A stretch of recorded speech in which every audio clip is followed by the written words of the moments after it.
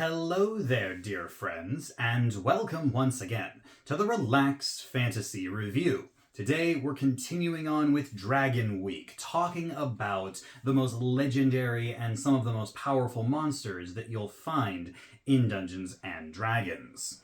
And today we're going to be diving into the Monster Manual. We're not going to be covering any monster specifically in detail, rather we're going to be covering a whole host of them.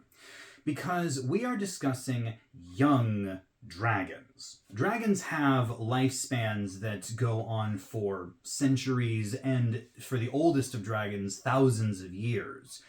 But there is a point in the game which most D&D players experience at some point or another, and that is the second tier of play. The second tier of play is levels 6 through 10. And it is often considered the sweet spot of D&D. Spellcasters are getting their 3rd, 4th, and 5th level spells, some of the most unique and powerful in the game relative to the time you get them. Weapon users, martial characters are getting awesome stuff like extra attack, extra abilities that they can add on. Rogues are getting their cunning strikes, barbarians are getting their brutal strikes, monks are starting to get just enough focus that they can really do all their fun stuff. And there's just a lot of elements that come into their own in that second tier of play. Not to mention, most published adventures start, in the first tier of play between levels 3 and 5. Some start as early as 1, but almost exclusively they go into the second tier. It is often considered the golden era of a player's campaign. Once you get into late game, you're getting some awesomely powerful stuff, and the creatures become far more advanced, and the puzzles become far more difficult, but a lot of players never make it to tier 3 or 4 of play. Tier 2 truly is that kind of sweet area. And young dragons, depending on their color, usually fall between CR 6 and 10, meaning that it is a reasonably, normal to difficult fight for a tier 2 party to face a young dragon. If you throw an adult dragon at them, it's usually considered pretty deadly at those times, and you might find yourself fighting a few dragon wormlings, but young dragons are the tailor-made type of dragon for this sweet spot of play.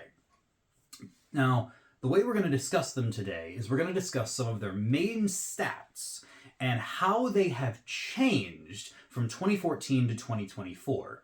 There's a lot of stats in the Monster Manual that haven't changed. Young dragons have remained solid and steady in a lot of their elements, but there are specific dragons that have had some tweaks made to them, and then one thing about their stats has changed for everyone.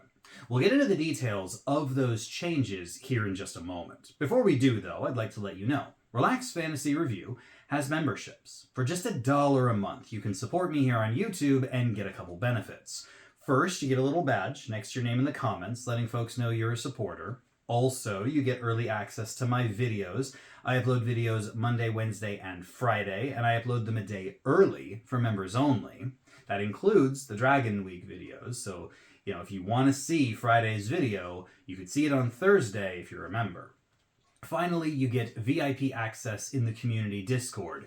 Anyone can join my community Discord. There's links in the video description and the channel description. But if you're a channel member, you automatically go into the VIP room, and you can talk directly to me in there about D&D, your character, your story, your experiences, or the YouTube channel, whatever you like. If any of that interests you, you can click the join button. It's just down there next to the subscribe button. And if it doesn't interest you, that's fine too. Just being here at all, listening to my videos, liking, maybe subscribing to the channel, these are wonderful ways to support me. So thank you for watching my content here on YouTube. So we're going to go through these in alphabetical order, roughly. And we're going to start with one of the fan favorites, the Black Dragon.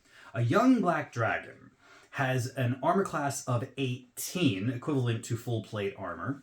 They have 127 hit points, and all of their attacks have a +7 to hit. This means that, assuming that your, fighter is wearing chainmail and has a shield on, they've got an 18 armor class, this would mean that a young dragon would have to roll an 11 to hit with one of their rend attacks. That's 50% of the time.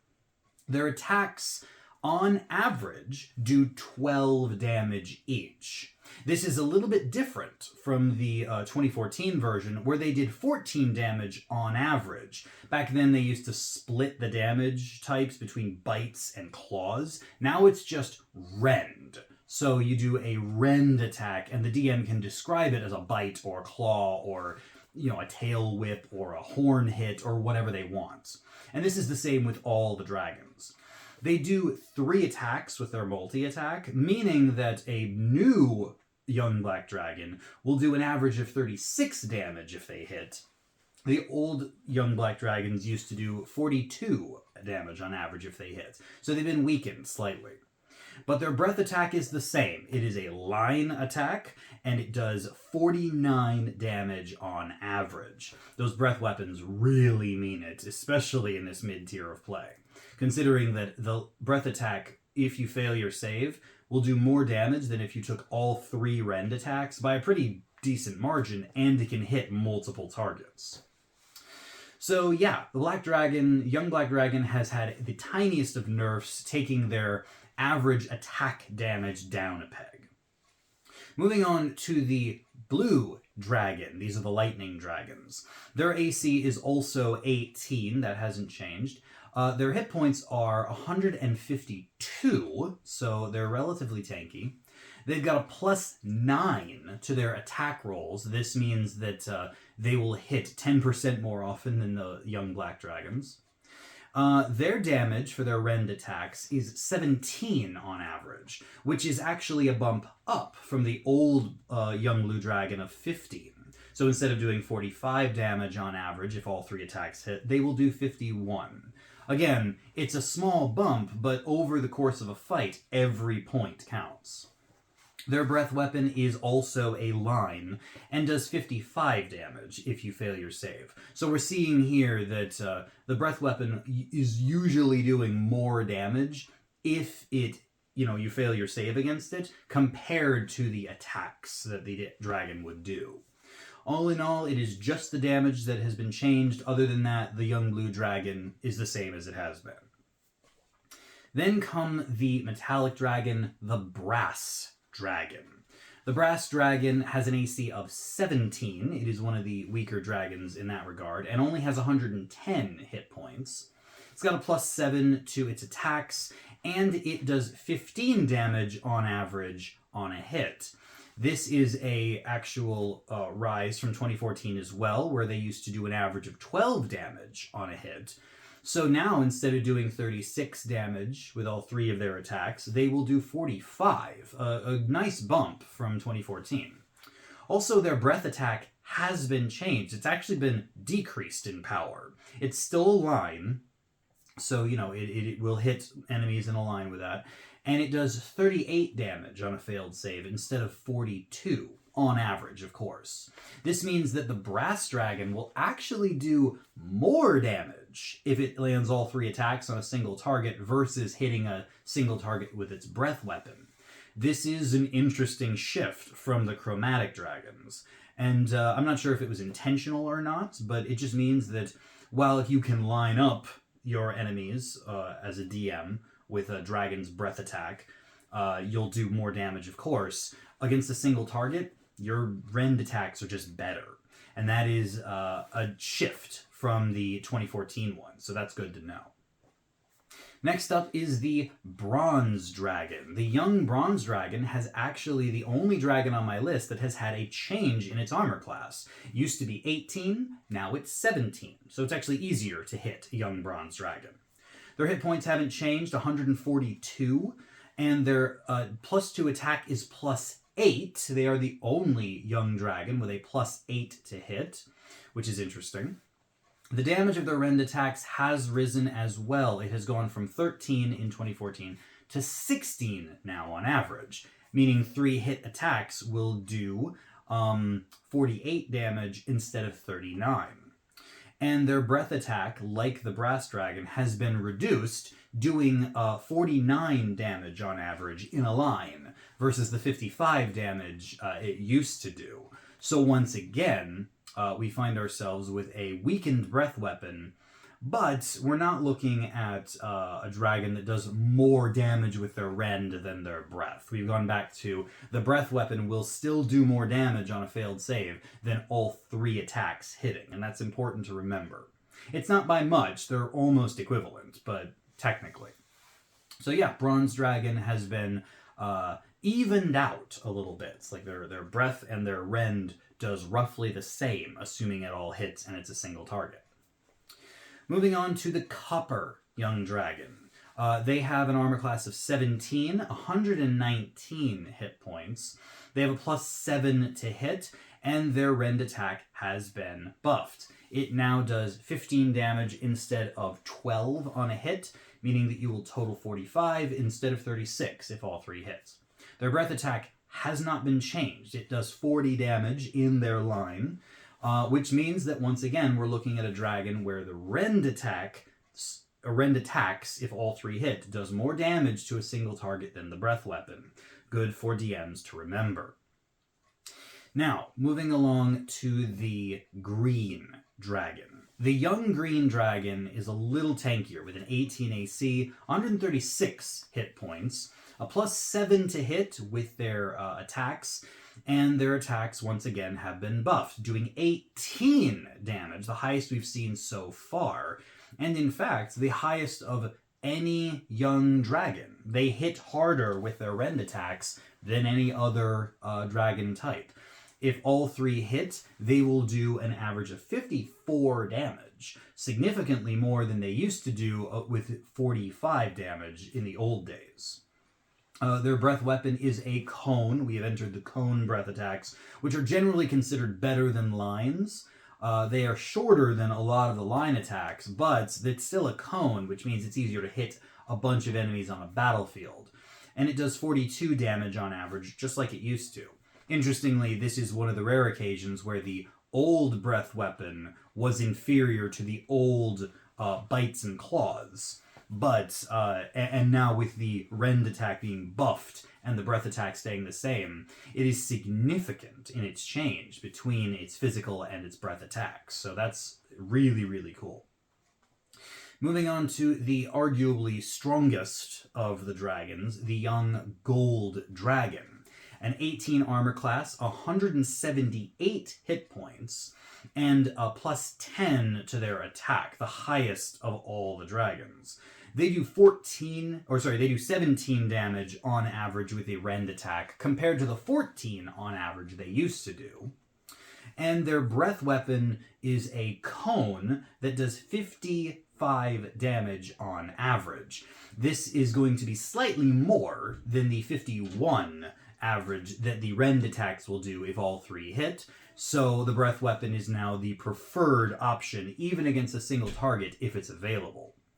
This, by the way, I should clarify, this doesn't mean that DMs should be using their breath weapon against single targets all the time. They still have the recharge property, so if you use your breath weapon against a single target, and then the next turn there's an opportunity to use it against multiple targets, but you wasted it on a single, that means you've missed out on damage. So be mindful of that, but if you are focusing on a single target, you will do more damage on average with your breath than with your rend.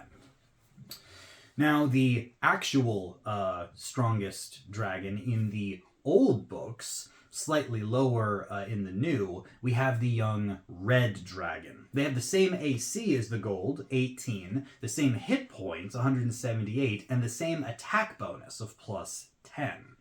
But their rend attack only does 16 damage on average, which is still a bump from the old days, but interestingly, the gold dragon had an extra 3 damage per hit, whereas the red dragon only has +1 per hit. So the gold has been bumped from 1 below the red per attack to 1 above the red per attack, which is an interesting little change.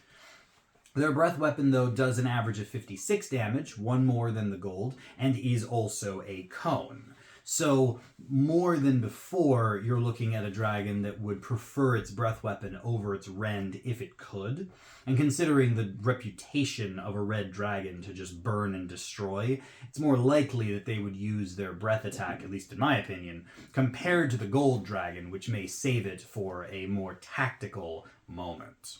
Still, they have been buffed since 2014 ever so slightly, doing an average of 1 damage more per attack, so they will be averaging 51 48 instead of 45 if all their attacks hit. Then we move on to the silver dragons. These are actually my favorite of all the dragons. I've always liked dragons that do cold damage, frost damage, and silver dragons are just so majestic. 18 armor class, 168 hit points, the second highest of all of them. They also have a plus 10 to hit, making them the third strongest dragon behind red and gold. Their rend attack does 15 damage on average, compared to the 14 they used to do, so that's received a slight bump. But their breath weapons actually received a bit of a nerf. It now does 49 damage on average, versus the old silver young dragon's 54. So against a party of 4, that is 20 less damage on average, with the rend attack only making up an extra plus 3 per round. So definitely a weakening overall for the silver dragon. Maybe they wanted to create a bit of distance between them and the gold, but here we are. The final dragons to discuss are the white dragons, the young white dragons. And they are the only dragon on the list that have had a change to their hit points. Their armor class is still 17, but their hit points are 123 versus 133 that they used to be. So they're actually less tanky, interestingly enough.